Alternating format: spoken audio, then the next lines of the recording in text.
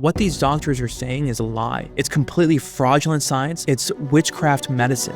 I was the anonymous whistleblower who exposed Texas Children's Hospital, the largest children's hospital in the world, for lying about the existence of their transgender program. They were implanting these puberty-blocking devices into the arms of 11-year-old children. This transgender issue is anti-medicine. It's anti-life. What they did with the legal problems is anti-justice. There's the video footage of them just freaking out, like flipping pages, like they had no idea what was going on. All that evil needs to triumph is for good men to stand by and do nothing. You are one of the men that did something. So we are here with Dr. Eithan Haim, and you are a very interesting man. Thank you for joining us. Yeah, I appreciate it. Thanks for having me on. There's an old saying that goes, all that evil needs to triumph is for good men to stand by and do nothing. And you are one of the men that did something. When people hear your story and your background, they're going to say, this guy has a steel pair on him to face down what he ended up doing. So would you give us a little background and what your profession is and kind of where you come from? Yeah, of course. And you know, that's one of the quotes I kind of grew up, hearing from my parents and from kind of like the water I swam in. But, so I'm a general surgeon. I was a TCH whistleblower. We'll get into that. But, I grew up in Florida. I have two parents, a brother and a sister. We're all very close with each other. And, I always kind of grew up with like this mythology from my family because on my dad's side, they're Jewish Iraqis. So they had grown up in Iraq. They're from Iraq, can trace back their lineage for hundreds, in thousands of years.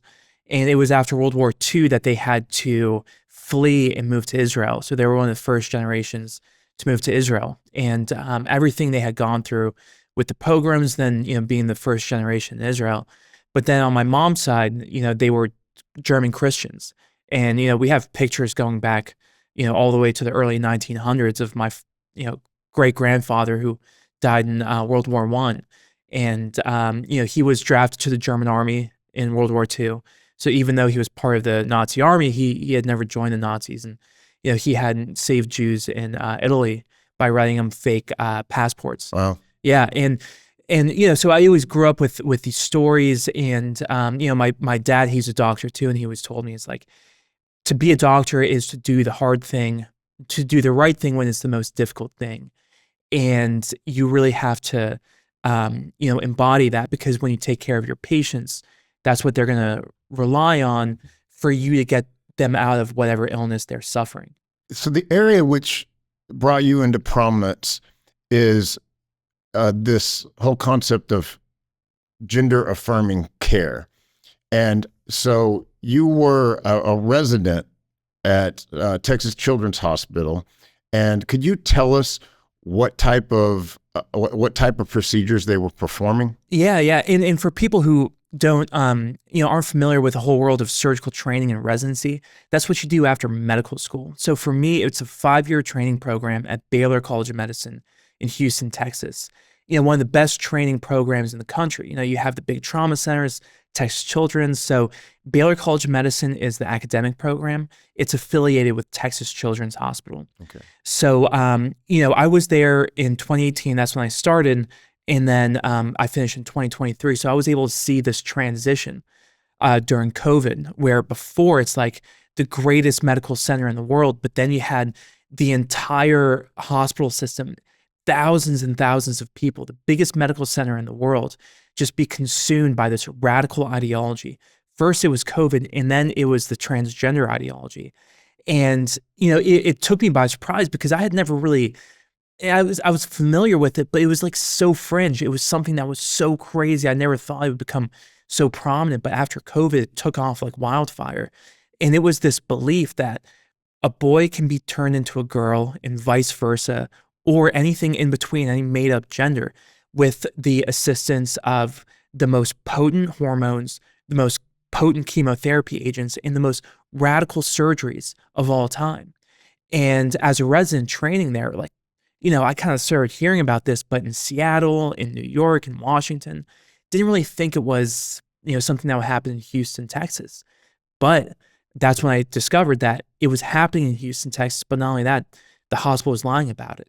Just to be clear here, after a person receives one of these operations, have they changed their sex? Yeah, it's an impossibility, right? You can change someone to reflect maybe the appearance of the opposite sex, but it's kind of like a bad magic trick, because every cell in your body is going to reflect the sex that was determined at conception. It's not possible. What these doctors are saying is a lie. It's completely fraudulent science. It's witchcraft medicine.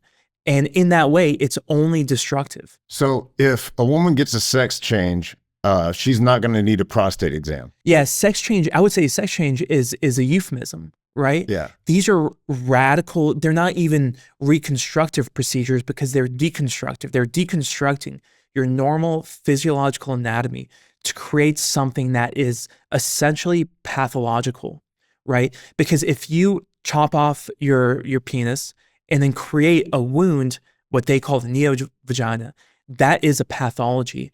That is in no way reflecting normal human anatomy and physiology. And so they were performing these procedures in the hospital system? To my knowledge, what they were doing is what I consider to be just as bad, which is the puberty blockers and the hormones, and then referring the kids out for the more radical surgeries once they're like 17 or 18 years old, right? So as far as I'm concerned, the more radical surgeries are not being done in Texas Children's. But it's my opinion, and I would say it's backed up by like the science of the pharmacology of the medications. Like what they're doing with these puberty blockers and the hormones are like 1 million microsurgeries every single day, because there's no surgery in the world that can make your bones brittle, that can take a normal boy and have him develop a micropenis. There's no surgery in the world that can deprive the brain of androgenic hormones in order to go into the phase of adulthood. And that's what they were doing. And they were implanting these puberty blocking devices into the arms of 11-year-old children. And think about that, 11 years old. Like you have kids. I have right? a 12-year-old, yeah. Yeah, 12 years old, right? Like think about taking your kid, 12 years old, right? And telling your son that, the name that you gave him is false, right? And that this miracle, when they were conceived, was all a mistake. And that the only way to fix it is with chemicals and hormones and to become a chronic medical patient. That's what they were telling these children in Texas Children's Hospital, but they were lying about it too. I know from doing reading that a lot of these patients come in with psychiatric symptoms, right? And then they just affirm them, validate them instead of saying, hey, you need to get into therapy, or this is common for children your age, and you're going through puberty and you're having gender identity issues. It could be gender dysmorphia. But instead, what do they do? So, and that's really the most shocking thing. They always talk about conversion therapy, right? But this is the most radical form of conversion therapy, taking a perfectly healthy individual and making them a chronic medical patient. And because the reason I did blow the whistle is because what I was seeing is that these children had the most severe psychological comorbidities, right? Whether it was from parental abuse, from someone else in the family who was abusing them getting bullied, them spending too much time online and having these crazy ideas planted into their heads. So you have kids who are inherently at risk. They're being brought into a medical clinic and then being told your most radical delusions, right, when you're 11, 12 years old, are actually your reality.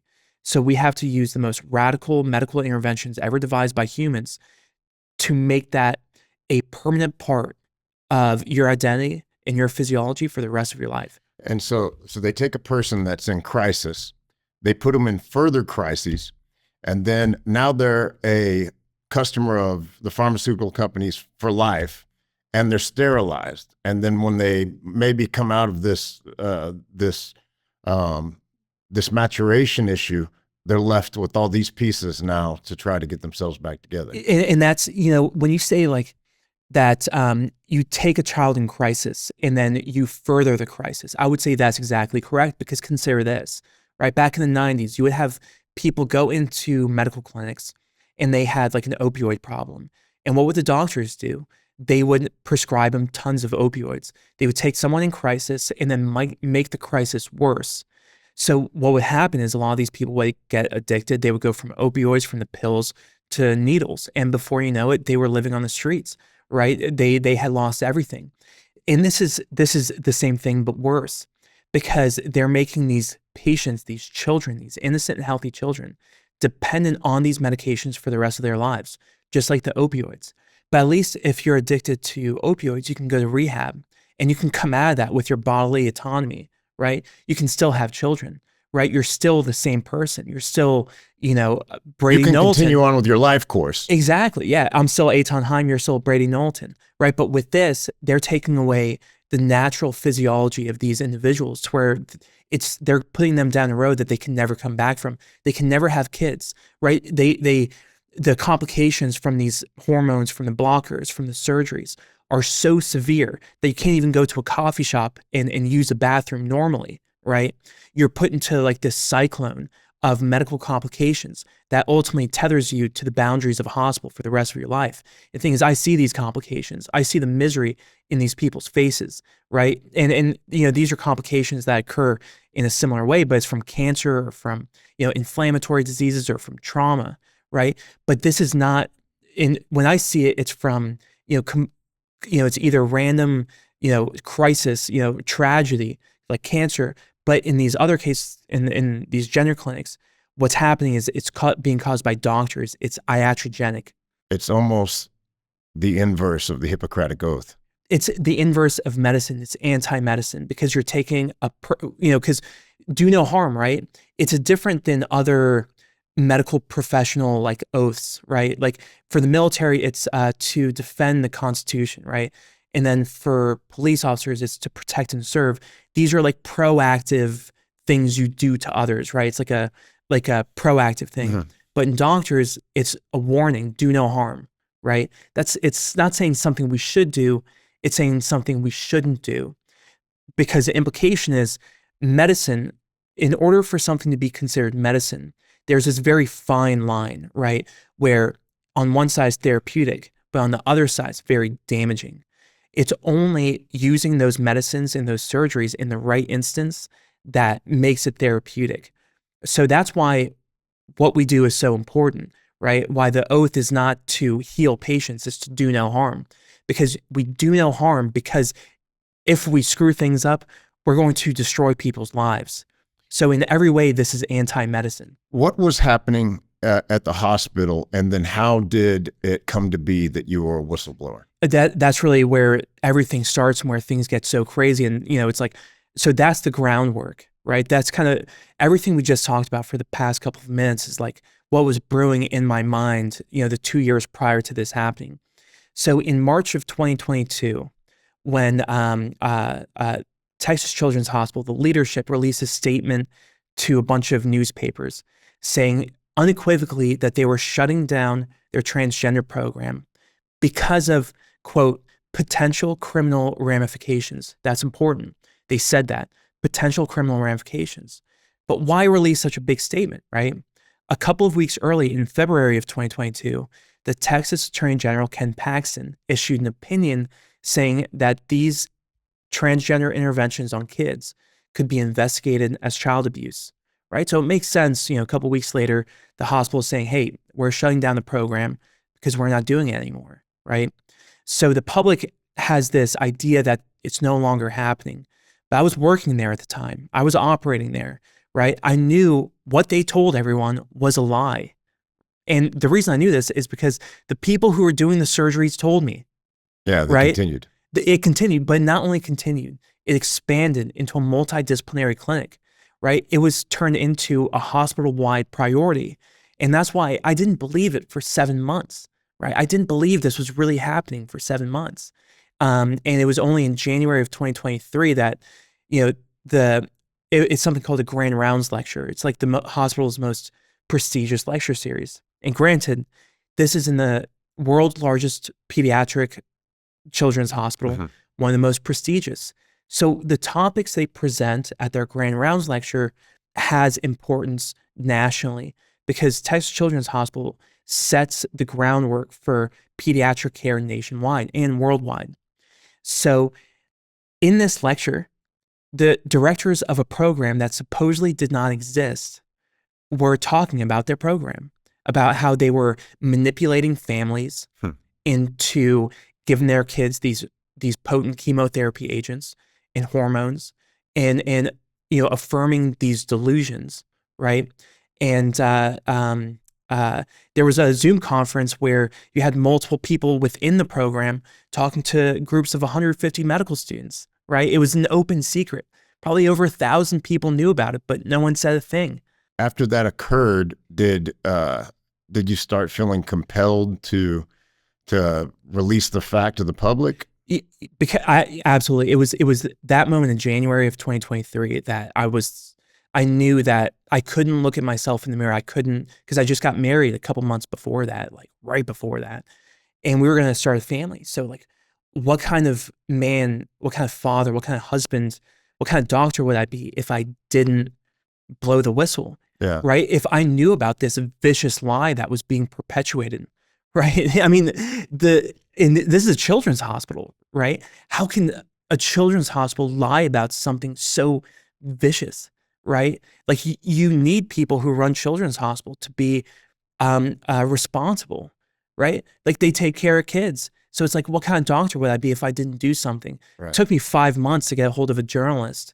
Ultimately, it was Christopher Rufo, who ended up publishing the story with me as the anonymous whistleblower, May 16th, 2023. What was the immediate effect after you blew the whistle, after the story came out? Was there talk at the hospital? Was the coffee talk going wild? What was happening? You know, it's funny you asked that because it was like nothing even happened.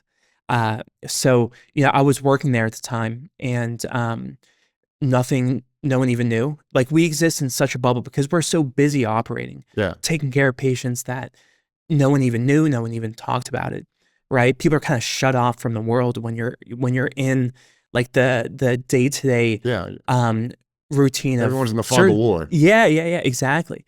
So, but you know, so I had this one life where it's like I'm just working in my surgical training, right? But then this other life where it's like this story is blowing up, right? Because the story comes out May 16th. It's covered all over the news. Yeah. And the day after was when the Texas Senate voted on SB 14, the bill that outlawed these interventions on kids. Yeah. So within 24 hours of our story coming out with me as the anonymous whistleblower, the conduct we exposed was reaffirmed as illegal in the state of Texas, right? With bipartisan support. And partially because our story came out the day before. Yeah, because you had political will is a very short term. You have a short fuse. You got to bend the iron when it's hot. Yeah. And I'm sure that constituents on both sides were like, hey, this is not going to take Yeah, there were place. Democrats in Houston who had no idea this was happening, and they voted for the bill. Yeah, and that was not planned. Yeah. I didn't even know this was happening. I just got in touch with Rufo like a week and a half before that, simply by chance. And that's why I believe like there's a part of God's providence. The serendipity of it. Yeah. I think more than that. I believe divine it was intervention. Yeah, because a couple of days after, on May 19th, 3 days after, the Texas Attorney General announces an investigation into Texas Children's Hospital, right, because of their deception. And then on May 23rd, another whistleblower speaks out, right, an anonymous whistleblower who worked inside the clinic. And this was someone who saw the horror that was unfolding like firsthand, how they were manipulating these kids, manipulating the families. And that kind of plays a role later in the story because now that whistleblower is public, Vanessa Sivich.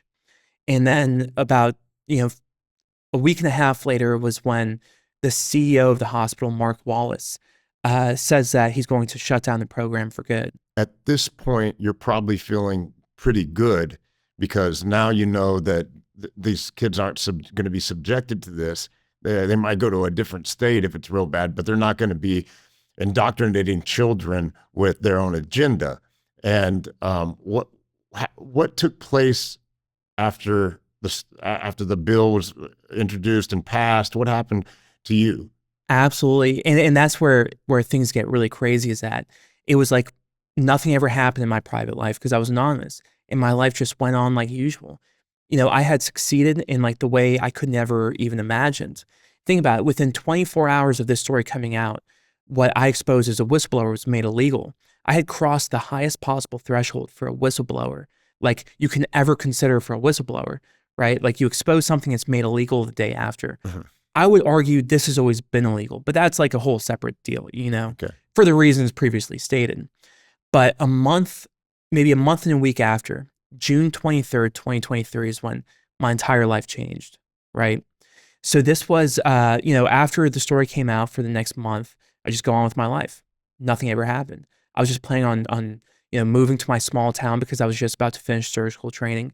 I had a job lined up. My wife had just been hired as a assistant U.S. attorney in the Northern District of Texas at the Department of Justice. Yeah. So she was just hired as a federal prosecutor, right? So we're like, all right, we're just going to go on with our lives, no problem. But then on the day of my graduation, June 23rd, 2023, right? It was a Friday. A couple hours before the ceremony, I was just about to meet with my family. And all of a sudden, I get an aggressive knock on my door. I'm like, man, who the hell is this? Right? So I'm wearing some stupid t-shirt, some shorts I had from college, and I open the door. And who is it standing outside? 2 armed federal agents with Health and Human Services who are saying that they're investigating a case regarding medical records. So of course, I just completely freak out because, like, people always say don't talk to the feds when they show up. Yeah. But there's a reason they show up at very inopportune moments, like right before my graduation, because they're relying on terror, right, to get you to comply with what you know to be a corrupt investigation. Right. So I invite them in. They set up a little tripod to do an interview. And then luckily my wife comes out, right? She says, what's going on here? She's like, what's going on here? And then, she gives me a look. We go back to my, our room. And then she's like, hey, we shouldn't talk to them without an attorney present. And I'm like, Andrea, you're right. This is your territory. Like, yeah. Sounds like you married well. She saved you when you needed saved. Oh, yeah. So we go back out. I tell them, and then they leave. But before they leave, they hand me a target letter. And this was a letter saying that me, Eithan Haim, I was the target of a criminal investigation by the United States Department of Justice. And it was signed by an assistant U.S. attorney, Tina Ansari.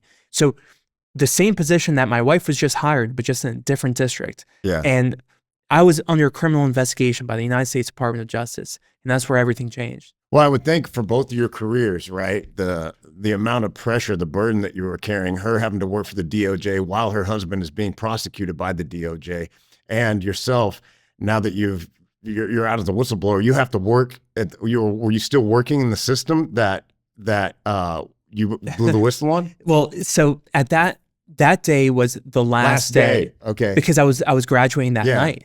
Right. That night was the end of everything. Yeah. And the initiation into like this whole new chapter. And it was a weird moment because it's like at first we both kind of freaked out. Right. But then we knew what they were doing. Of course we knew what they were doing. Like they were using the value of my accomplishments that day in order to extort my compliance. Right. So it's like for my wife and I, that it infuriated us. So instead of like despondency, it was like transformed into defiance. And no joke, within like 20 minutes, because we kind of freaked out for the first bit. We got on the call, talked to our attorney, Marcel Burke. Yeah. She made us feel a little better. She was like very intense. She was like exactly the right person we needed. She's been our guardian angel, more so than a lawyer. She's been a guardian angel. But that afternoon, for the next couple of hours, we're both non-smokers, but we bought a pack of cigarettes and we chain smoked a pack of cigarettes on our patio and listened to like Vietnam War music. Needed a crutch to get through the moment. Yeah, pumping yourself up. Yeah. And then we went to my graduation later that night. Yeah. And then celebrated. And then after that, it's like, the heat of the moment, you have like this defiance, and that had got us through that first day. But then the next morning you wake up, you're kind of hungover, it's like that makes it a little bit more difficult. But, that was like that sense of defiance. Whenever we would think back to that moment, that first day, like what those people did to us, it would give us the power to like kind of work through those next couple months, because that's when things really got crazy, was the next couple months. As you know, I was prosecuted by the DOJ. I had armed federal agents in my house, and I had to suffer through a couple indictments. And when I read your case, I thought from a legal perspective, I have a background. I went to law school. I thought that this is absolutely one of the crazier chain of events that have ever taken place in a courtroom, because not only did you were indicted 4 times, right? And then your prosecutor had business relationships with the hospital, and she also had political relationships in the state that were benefiting the hospital. There were fundraisers, businesses. This was a completely corrupt transgression against justice. I mean, it's like in like the early 1900s with like Tammany Hall, right? Yeah. Like you watch like the gangs of New York, and you have people who are like beating up, like going around and like forcing people to vote. It's like that kind of thing. So, yeah, and I'll kind of lay the groundwork. Talk right? about the charges, what they charged you with. Yeah, so the case was brought by a lady by the name of Tina Ansari, the assistant U.S. attorney in the Southern District of Texas, who sent the target letter. So for the first 6 months after she sent it, I was anonymous, but it was the corruption that I experienced during that time that compelled me to take the story public, right? The first call with my attorneys, right, when I was still anonymous, she threatened my wife. Okay. Right? She said, unless Andrea continues to become difficult, she's not going to have any problems with her background check. Right? Like, yeah, that's what my attorneys sent that letter to Congress confirming that, right? They staked their careers on that because, and she admitted she never reviewed the evidence before sending agents to my home, but she did enough research to find out my wife had just been hired as a prosecutor. So she blackmailed my wife on the first phone call. Then she said, it's the hospital who are the true victims, the doctors, right? And she revealed that she was kind of like believed in this crazy transgender ideology.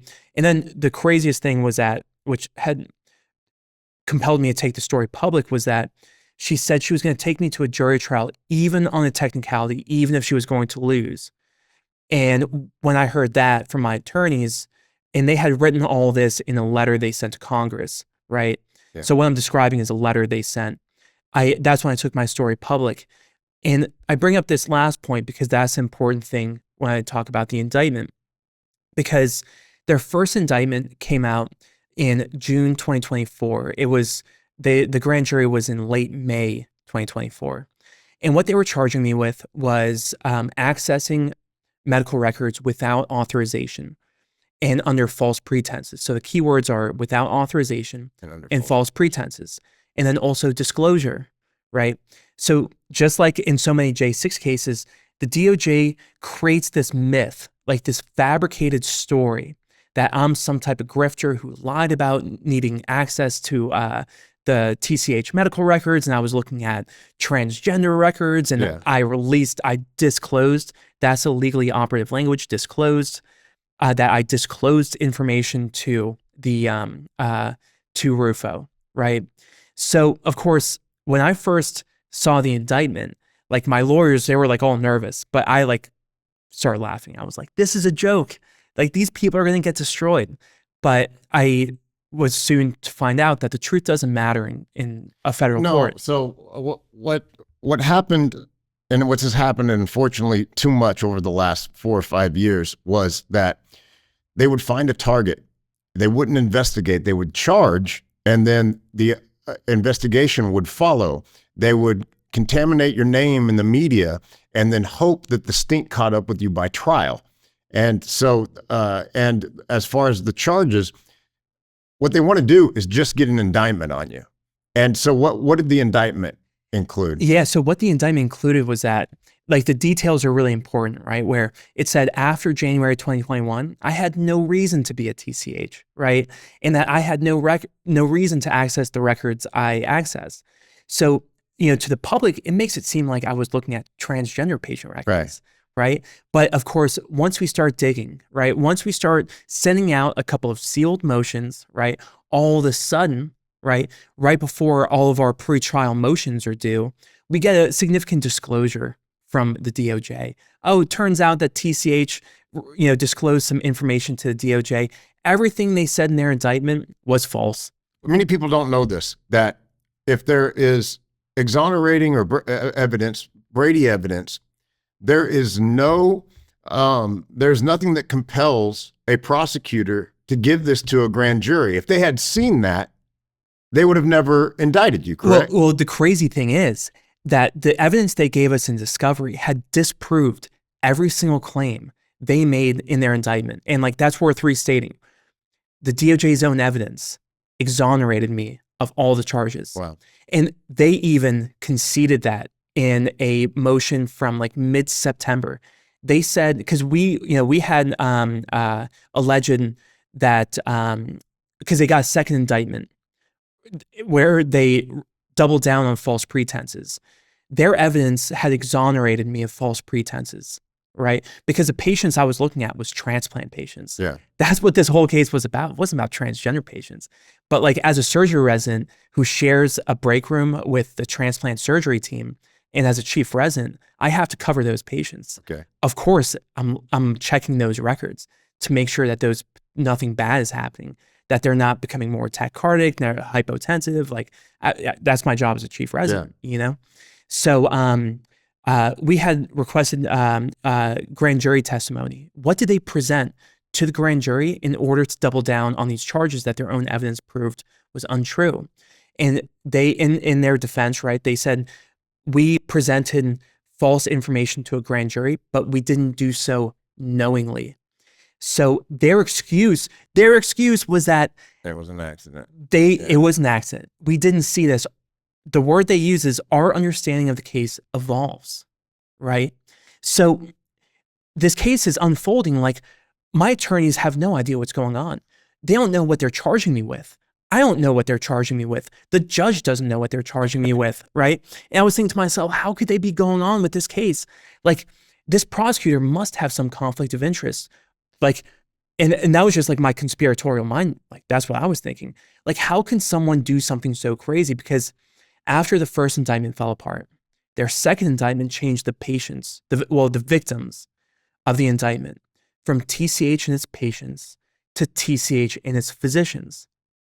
When has HIPAA ever been about multi-billion-dollar hospital systems? They're not legally protected individuals under HIPAA. No, they're not. It's about patient privacy. This is the first time in American history that HIPAA is being used to protect multi-billion-dollar hospital systems that were caught lying about a program that was sterilizing children. Yeah.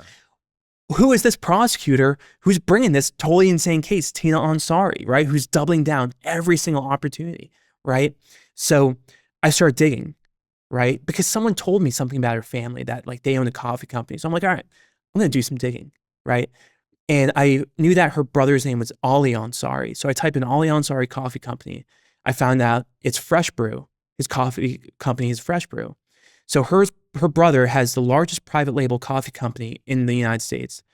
They have contracts in the medical center. They not only have contracts in the medical center, they have contracts with subsidiaries of the Baylor TCH Academic Consortium, the public entity called Harris Health, right?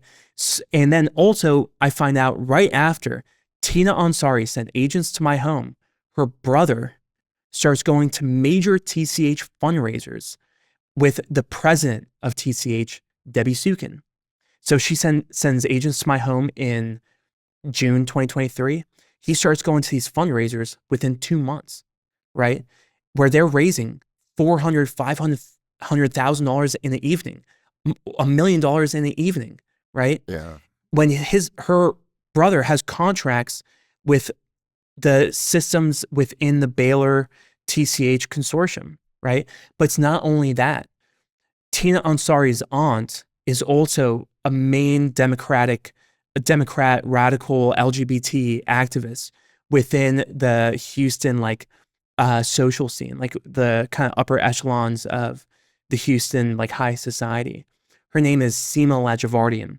And so you're starting to see there was this unholy alliance between the hospital, people that work at the hospital, the prosecution and the fundraisers and potentially the politicians too. Exactly. Yeah, because and so it's the prosecutor's aunt who was appointed to the board of Harris Health, the same entity that had contracts with Tina's brother's company. So the board which approves those contracts. Do you know if it was a paid position on the board? It's I believe it's an unpaid position, but huge benefits. Yeah. Right. If your nephew has contracts, and this, but she's there to protect them. Yeah, exactly. Yeah. And who was she appointed at the same time? August 2023, 2 months after agents were sent to my home. The TCH General Counsel and Vice President, someone by the name of Asheen Davis, is also appointed to the board of Harris Health. And it's important to know, like, Harris Health, Baylor, and TCH are like the three legs of the stool, right? Like, and two of those entities, Baylor and TCH, are the victims in the indictment. So just like summarize, the prosecutor who is coming after me, who is reinterpreting HIPAA for the first time in American history to make it not about patients, but about multi-billion-dollar hospital systems, TCH and Baylor, right, is the same prosecutor whose family has the most to benefit from those entities, TCH and Baylor, being protected. So what happened when you found out? So when I started pulling like this thread, people, like, I was up for like 5 days straight. Yeah. It was totally insane. This was in October, early November 2024, after things really started going haywire. And, I'm telling this to my attorneys. They're like, this is kind of nuts. Like, but then I tell more and more. I'm like, hey, what about this? What about this? And they're like, ooh, this is bad.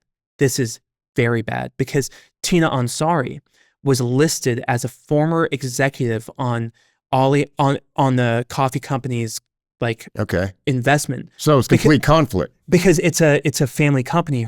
Their father, Daryush Ansari, started the company. The son became the CEO after the father passed away. But Tina Ansari, who was the prosecutor coming after me, was listed as a former executive in the investment company that ran the coffee company, right? So, at a certain point, it's like, all right, this is too much. We let the DOJ know, right? Hey, your prosecutor has all these conflicts. What happens? She withdraws herself from the case. How'd that feel? Well, it was really crazy because she withdrew herself from the case under a sealed motion. And because she didn't want, she didn't want to run off with her tail between her legs, and she didn't want everyone to know about these conflicts. So she sealed it. Yeah, she sealed it. And for the people who don't know what that means, a sealed motion is what you file in like a criminal trial if you don't want the public to be aware of what that motion consists of. So like if I'm calling a witness or something, and I don't want to expose that witness, right? You do it under a sealed motion. For informants and things like that. Exactly. This is something that defense uses. This has never, as my attorneys who spent decades working in the DOJ, my wife who works in the DOJ, all of the other people we had worked with who worked in the DOJ had never heard in all of their careers, right? Probably over 100 years of DOJ experience, of a prosecutor withdrawing from a case under a sealed motion. So what happens when she withdraws herself from the case under a sealed motion? Well, that's when the Babylon Bee gets involved, not the bee, Dan Dillon and Hermit Dillon, right? Yeah. Because, they kind of get wind of what's going on. They see that the third indictment, right, doesn't have Tina Ansari's name on it. And right before that, was a sealed motion. Yeah. The only thing that sealed motion could be was Tina Ansari withdrawing from the case. So not the bee and Dan Dillon and Hermit Dillon file a motion to make themselves unseal it. And then that's what happens. Yeah. The judge unseals this motion and we find out. So it was like Tina Ansari tried to pull an Irish goodbye. Yeah. Right? She tries to leave the party without saying goodbye. Yeah. And I would very much appreciate a goodbye. Yeah. Me and Tina Ansari had become very close by that point because all the times I had been arraigned, I had, their indictments fell apart multiple times. So we had to go in person. Me and her, we'd exchange not guilty and then, whatever. So I would have appreciated goodbye, but she didn't even give me the satisfaction. She pulled the Irish goodbye. So we unsealed that motion to. Well, thank God in Greyhound she's gone. But it continued, correct? It continued, but not only did it continue, it got worse. So the first indictment falls apart because the story was a complete fabrication. The second indictment falls apart because they charged me with a non-existent crime, right? Because you know how I said they changed TCH in his patients Yeah. to TCH in his physicians? They also got rid of the word disclose, right? They wanted to hide it. Because they knew it couldn't. Yeah, they wouldn't stick. And they changed it to use, but use is not in the statute, so that fell apart. They also included critical typo. Instead of subchapter XI, they wrote subchapter XL, which makes the indictment dead in the water. But so all this is being played out, and I am very vocal about this on X. My only opportunity to defend myself, to speak out. So the day the third indictment is filed, right after Tina Ansari withdraws from the case under sealed motion, the new prosecutor in charge, Jessica Feinstein, right, an assistant U.S. attorney in the Southern District of Texas, files a gag order on me. Yeah, because you're making them look bad. Exactly. Someone who's never been recognized publicly. My family hardly knows what's going on with the case because there's not much coverage about it, right? You know, and there's a million things you have to do before you remove someone's constitutional right to speak out. So we thought that was going to go nowhere, but we have a hearing about it on December 3rd. And this is when I knew that things were getting really bad because the judge had gone along with this whole charade, right? He was like shocked by the things I was saying on X. And granted, what I was saying on X was simply restating what my attorneys had written in their motions and given my opinion. Like, oh, they charged me with a non-existent crime. That is corruption. That is bad. Like, you know, I have a right to give. They were public filings, right? They were public filings. I was not disclosing evidence. I was just giving my opinion about things to a fairly small audience. I had like 25,000 followers at the time. Yeah. Right. How is this possible? But the judge, you know, and it's my opinion that the judge is the one who's most complicit with all of this. His name is David Hittner, right? This guy's older than dirt. He was appointed by Ronald Reagan. You know, it would be legitimate if you thought he was appointed by like Grover Cleveland, right? But that's how old this guy is. Yeah. But so, you know, people think, oh, he's a Reagan appointee. He must be good. No, this guy is corrupt just like the rest of them. Because what he did in that gag order hearing was that he didn't grant the DOJ's order to gag me, but he didn't deny it. What he did is he threatened to send me to jail if I continued quote unquote similar behavior. So without defining what similar behavior meant, I was stuck in limbo. Yeah. I didn't know what I could say. I didn't know what I couldn't say. But I knew that if I did say something which was undefined, this crazy judge was going to send me to jail. Yeah. And that's essentially almost what happened. And so then there's a fourth indictment. They change it again. Third, yeah. No, but was there only 3 or was there 4? 3 indictments. Okay. 2 supersedings. 2 superseding indictments. Okay. And then where were you in your case when Trump got elected? When Trump got elected, this was when kind of at like the apex of all of the corruption, where the conflicts were coming out.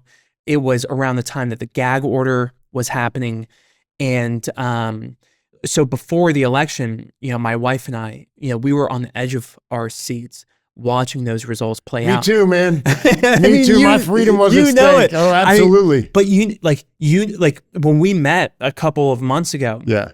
Like I felt like there was that kind of connection. Absolutely, man. Like, brothers in arms. Yeah, where we know if that election went the wrong way, man, like things were going to get really, really bad. And I'm not talking about just like in like a anodyne way. Yeah. Right. No, like this, you know, they would have sent us to prison for any reason. They would have sent our attorneys to prison.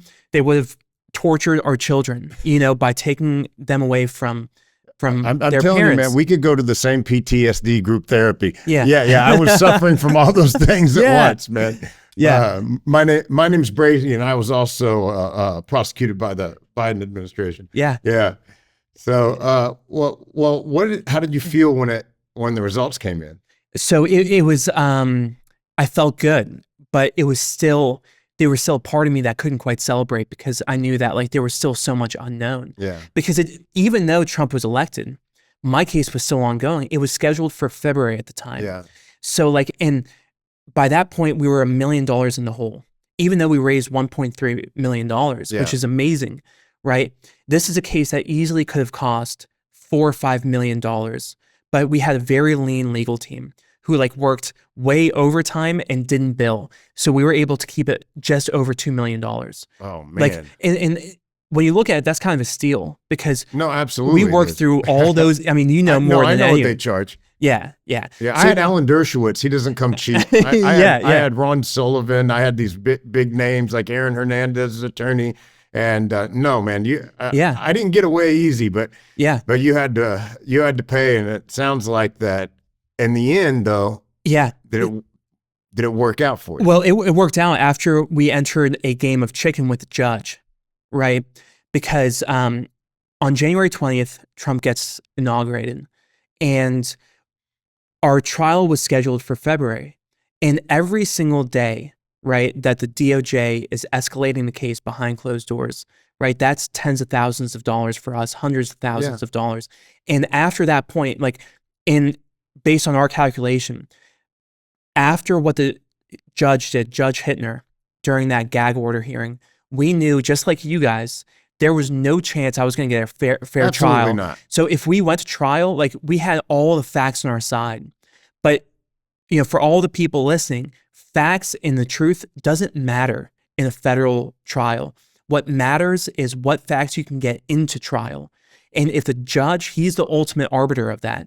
If he doesn't like you as a defendant, he's going to screw you, just like he screwed me during that gag order hearing. Yeah, so they're going to file a motion in limine. They want to keep out all the facts. A motion in limine is a motion filed to prevent certain evidence from entering into the trial.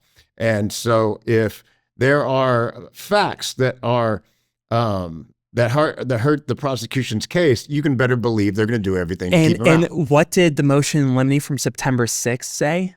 Right? What did the DOJ try to keep out of the hearing, out of the trial? That I blew the whistle. They didn't even want the word whistleblower brought into the courtroom. The other thing they didn't want brought into the trial was anything about quote unquote gender affirming care, why I blew the whistle, right? They wanted to remove any defense before I even had a chance to make it. And if there was any judge who was going to go along with their shenanigans, this guy was it, right? So after Trump was inaugurated, right, the DOJ was escalating the case behind closed doors, and I was gagged at the time. I had, you know, because like we couldn't appeal it because we were broke. If I spoke out, like, you know, the guy was going to send me to jail. But after he was inaugurated and signed his weaponization executive order, they were escalating the case in defiance of Trump's. Oh yeah, that kind of happened. So I knew that, like, all right, this is insane. I have to do something, because if I don't do something, like, we're going to step into this. You have to draw attention to it. Yeah. To get the administration to know that they're continuing. So I think it was on the 22nd of January, 2 days after that, my wife and I spoke out in a very, very vocal way. So I had violated this de facto gag order, right? Calling out the DOJ, calling out the acting U.S. Attorney Jennifer Lowry, who took over after the politically appointed U.S. Attorney Hamdani had took himself out, you know, after the inauguration, he's gone, right? And then I also said that Judge Hittner was running a kangaroo court, which is patently true, right? Which is just like a matter of fact, not a matter of opinion, right? No, it was a turnstile to get you in jail. Yeah. So, and by that point, it was like, all right, Judge Hittner, if you're going to play that game, then I'm going to play it with you. Send me to jail, right? Right. If you're going to escalate this case behind closed doors, then there's nothing my lawyers can do. There's no legal argument I can make. Then let's go head to head, you know. And let him make an outright exactly. Then send me to jail. Judicial misconduct. Yeah. And let everyone see. Exactly. Let the entire world see what's going on. So I speak out, right? January 22nd goes by, you know, things start getting heated. My attorneys start getting pretty nervous. I start getting some frantic phone calls from my attorneys, and I'm just like, it's fine. Don't worry about it. Don't worry about it. If I have to go to jail, I have to go to jail. And then that was on a Wednesday, if I remember correctly.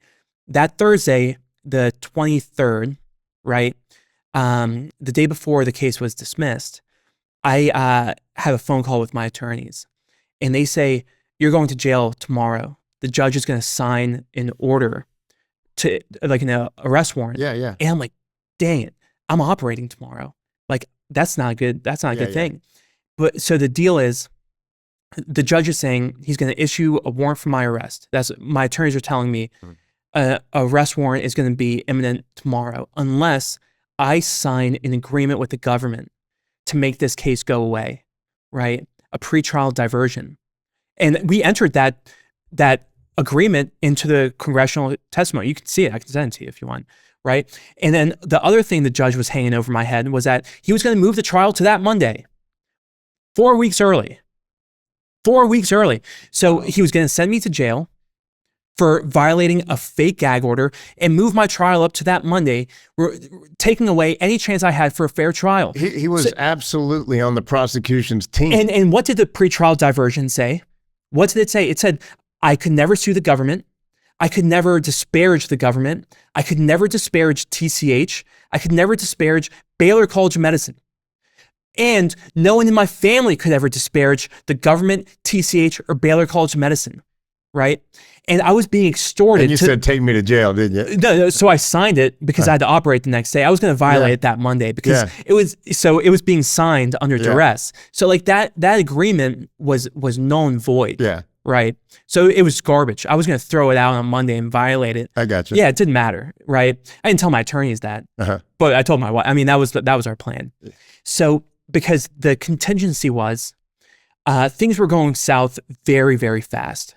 So within those 2 days, the 22nd to the evening of the 23rd, we start making all the phone calls.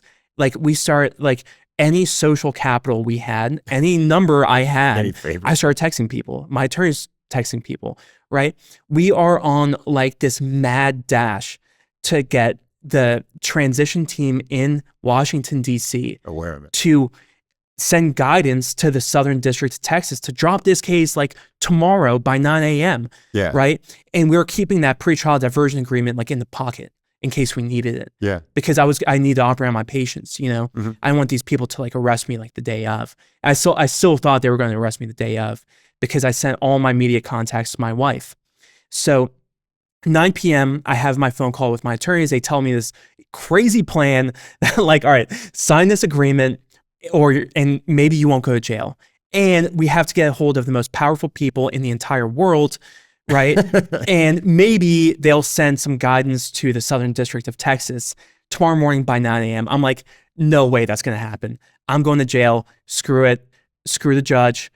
Like, we're going to war. Yeah. If he wants to go to war, let's do it. Let's do it, you know? So what happens next day?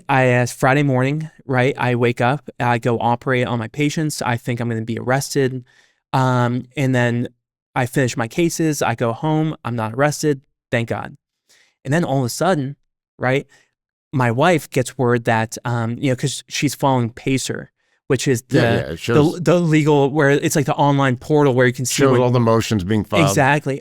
All of a sudden, the DOJ files a motion for the case to be dismissed with prejudice. And I'm like, oh man, that's big, you know, but it didn't matter because the judge still has to sign it. So I was on the phone with the Daily Wire people at the time, right? Because they were because everything was like it was like an avalanche of crap, man. And like, they wanted to know what was happening. So I was talking to them. And then I forget what time, it was like the early afternoon. And I'm talking to these two guys from the Daily Wire, and then I hear my wife she kind of yells. Yeah. She yells my name. I'm like, either really bad or really good. You know, either the cops are outside or the judge signed the order. And she comes in, she's smiling. I'm like, the judge signed the order. And she tells me, the judge signed the order. The case was dismissed with prejudice. Yeah. And then the case was over. So like at the moment that it was like the most, there was the greatest risk where it was like this crazy game of chicken between me and the judge. Yeah. I won. I won, you know, and that was it. The case was over. Yeah. I don't think people can, until you've had to live through things like that. So I was not going to be sentenced till after Trump was going to be put in office, but the judge changed the date. Yeah. And he wanted me sentenced before Trump was inaugurated. And so when I finally, I only had to be on house arrest for a month, But when I got the news that it was finally over, and then they filed a motion like the next day that it was dismissed with prejudice, the feeling, that moment of clarity, that moment to be unburdened by that was so inexplicable. And it took days to set in, because you've lived with this for years, right? Yeah. Yeah. And all of a sudden you have freedom back, and there is no sweeter taste of freedom than the one that's by a man that's been deprived by it. Yeah. So did you experience something similar? Yeah. I'm kind of curious to see how you feel about it, because I want to ask you this when we first met, but like, so yeah, of course, that first day, it's like you get transported to a different world. Like you kind of elevate, you like levitate to like this. You're high vibrations, man. I know. It's like you get transported to this different world where like, oh my God, like we won. It's like, and it was in a very dramatic fashion too. We won. And like these words I never thought I could say, but like we won. Yeah. Right? We did beat the federal government. Nobody beats the federal government. We did it. We beat the odds, man. We beat the odds. We beat the odds. And we did it. We won. But then, you know, it's like you have like every single second, every minute, every hour, every single day since those agents showed up to my home June 23rd was like a vicious battle in my mind. And for my wife too. You had to wake up for work every day. Yeah. So you're always reading. You're on top of all your other responsibilities. You became an attorney, right? You had to read everything, learn the law. Yeah, and it's like every week, it's like a nuclear bomb goes off of like corruption, and like it just brings you down. It's like this deeper pit of hell, and then you feel the darkness. It's like, and like you're consumed by darkness. You're consumed by anger and by viciousness and by despondency and despair. But that's the water you swim in, this water that's black as night, and you can't see the exit. And then all of a sudden, right, it's like you get pulled out of that water, and for the first time in your life, you can breathe. Yeah. But you realize like I'm still swimming in the ocean. Like the ocean of shit that I'm living in is where I still kind of am, because like there's still this anger, right? Oh, absolutely, because you have been wronged, my friend. Yeah. And it's like it's not over. It's not over, because the people who did this to us, right, they have to pay. And like if other people aren't going to do it, right? I think our politicians may actually do something. Now we can be hopeful. I want to see more from the FBI, the DOJ, and other government agencies. There was a tremendous amount of corruption, to say the least, that took place in the form of prosecutorial misconduct. And with evidence being withheld, with the overcharging, and it was so widespread. We're talking thousands of cases, thousands of people in different walks of life went through what you and I went through. And it is absolutely similar to what happens in all cases of government overreach. The government gets too much power, they get drunk with power, and they decide to go against their political enemies. And what do? People that speak out, because that's why it's the First Amendment, because getting the word out about something is it gets people to observe it. You can't fix anything until you first observe it. And so people that stand up against them, or people that speak out against them, were being prosecuted left and right. Yeah, and think about what you said earlier. I only got sentenced to house arrest for a month.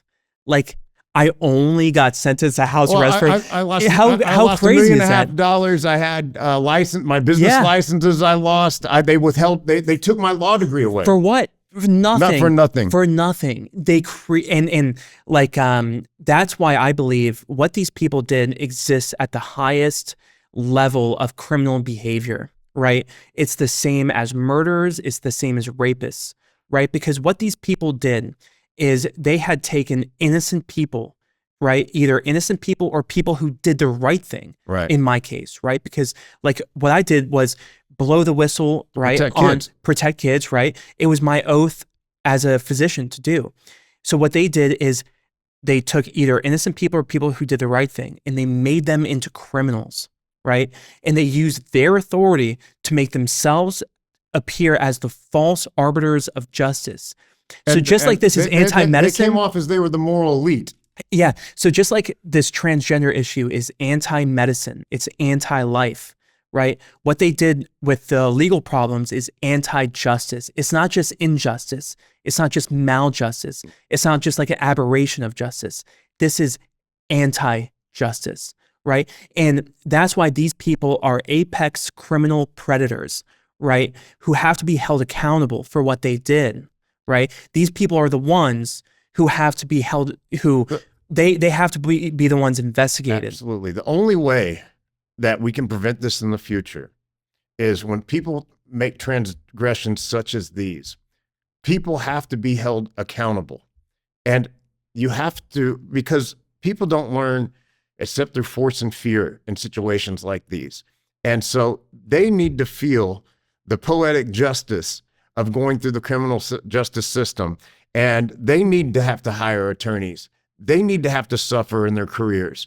And if we don't, it's just going to happen again. And they need to be behind bars. That they got to feel the clink. Yeah. Yeah. Yeah. And that's the thing I think is important too. These people deserve a fair trial, right? They deserve a fair trial where the facts are laid out, where they do not, like, no one deserves to have done to them what was done to us. Absolutely. Right? These people deserve a fair trial, which is something that we never had, right? Yeah. But with that, there has to be accountability. If that means criminal financial penalties, so be it. If that means prison time, so be it. If that means withdrawal of their legal license, so be it. If that means for the judge to never serve as a judge again, then so be it. So is that why you went in front of Congress? So I saw some of these clips. It's pretty wild how a lot of people go in front of them. But they seemed to completely despise you. When you showed up, you were everything that those guys hate. A person that'll stand up against them, a person with balls, and they came after you pretty heavily. Oh man, and Grant, I can't only say it was just me because it was my attorney, Mark Lytle, and also the other second TCH whistleblower, Vanessa Sivich. I mean, we were the bane of their existence. They tried every single dirty trick on us, and we just turned it around and made them look like fools. Yeah. And like there's the video footage of them just freaking out, like flipping pages, like they had no idea what was going on. And that's what Jim Jordan, Chip Roy had initiated that hearing in order to hopefully bring accountability to my case. And I am very cynical, right? So I have no hope for anything that's outside of my control. But I do believe that they're in a position to do something about this. I can't necessarily go into the specifics, but I believe that all the pieces are laid out perfectly for something to happen. And I do believe something will happen. But it was amazing. I mean, we went against the best of them. You know, Scanlon, Jamie Raskin, that dirty, slimy, sulfur-smelling, sulfur smoke. Yeah, I mean, it's the guy is the worst. But even him, by the end of it, I kind of brought him over to my side. His own witness, the Democrats' witness, was standing up for us. Right? Yeah. I mean, it was amazing. It was like, when have you ever seen a witness for the Democrats siding with the witnesses that the conservatives bring in? They tried to bring Elon Musk, like they bring him into it. It was like red herrings left and right. Yeah, yeah. And it's like, no joke. I'm not just saying this. It was one of the greatest times of my life. You're having a good time. No, people always talk about like, oh, I want to go into these hearings because they're going to be combative with Republicans, whatever. Yeah. Like, put me in a hearing with all Democrats all the time. 6 hours, 12 hours, doesn't matter. Yeah. I would do it. It's like, because when you have the truth on your side, what does it matter? Of course I'm going to do it. Like, I mean, it's like playing basketball against a bunch of first graders, just going to dunk on them time after time, which is exactly what happened. I mean, these people, I feel bad for their constituents because they're so foolish. Like, even their constituents, which probably would disagree with me, they deserve better than them. Oh, because they're so foolish. Absolutely. They're so childish. It's and I we all kind of left the hearing feeling bad for them. Now, I know you're still left with a tremendous financial burden. Would you kind of describe that and then tell people where they can go if they want to donate? Yeah, so we still owe probably like close to $1 million. And it just comes from all the legal fees. We raise a lot of money, and for the people's graciousness and their charity, and it really means so much to us. But I feel like it wasn't. They believed in us. They believed that we were going to fight back, that we were going to create a better future for their children, just like we were fighting for our children. I believe we did that. So if anyone does want to donate, it's givesendgo.com/Texas_whistleblower. But the unfortunate reality is we'll probably be paying legal bills with Social Security. Right? It's going to be a while, man. It could be a while. I mean, but we a part of what I earn every month we just send to my attorneys. So we're kind of just living paycheck to paycheck. But it's what it is. And people shouldn't look at that like feel sympathy for me. It was a privilege to be able to fight this.